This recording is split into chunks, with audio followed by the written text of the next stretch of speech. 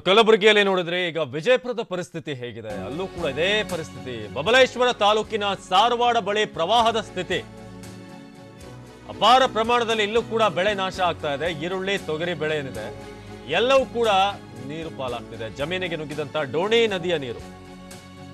ಬೆಳೆ ನಾಶ ಆಗಿದೆ. ವಿಜಯಪುರ ಜಿಲ್ಲೆ ಬಬಲೇಶ್ವರ ತಾಲೂಕಿನ ಸಾರವಾಡ ಇಲ್ಲಿ ಅನಾಹುತ ಆಗಿರೋದು. ಈರುಳ್ಳಿ, ಮೆಕ್ಕೆಜೋಳ, ತೊಗರಿ ಬಹಳ ಅಪಾರ ಪ್ರಮಾಣದಲ್ಲಿ ಬೆಳೆದಿದ್ರು. ಆದ್ರೆ ಇದೆಲ್ಲವೂ ಕೂಡ ನೀರು ಪಾಲಾಗಿದೆ. ಹೊರಗೆ ಬರೋದಕ್ಕೆ ಆಗ್ತಾ ಇಲ್ಲ. ಮನೆಗಳು ಸೋರ್ತಿವೆ. ಜೀವನ ಅನ್ನೋದು ನಿಜಕ್ಕೂ ಈ ಭಾಗದಲ್ಲಿ ನರಕ ಯಾತನೆ ಆಗ್ತಾ ಇದೆ. ಈಗ ನದಿಯಲ್ಲಿ ಹೂಳು ತೆಗೆದಿದ್ರಿಂದ ಈ ಪ್ರವಾಹದ ಪರಿಸ್ಥಿತಿ ಅಂತ ಎಲ್ಲ ಸ್ಥಳೀಯರು ಕೂಡ ಹೇಳ್ತಿದ್ದಾರೆ.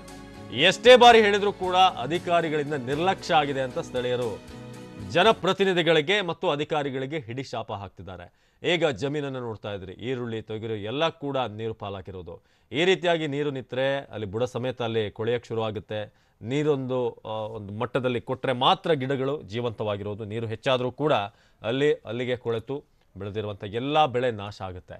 ಸೊ ಇದು ಈರುಳ್ಳಿ, ತೊಗರಿ ಬೆಳೆಯನ್ನು ನೋಡ್ತಾ ಇದ್ರಿ. ಈರುಳ್ಳಿಯ ಗಿಡಗಳನ್ನು ನೋಡ್ಬೋದು. ಈಗ ಬಹಳ ಚೆನ್ನಾಗಿ ಬಂದಿತ್ತು, ಹಚ್ಚ ಹಸಿರಾಗಿ ಕಾಣಿಸ್ತಾ ಇತ್ತು. ಆದರೆ ಮಳೆ ಎಲ್ಲವನ್ನು ಕೂಡ ಕೊಚ್ಚಿಕೊಂಡು ಹೋಗಿದೆ.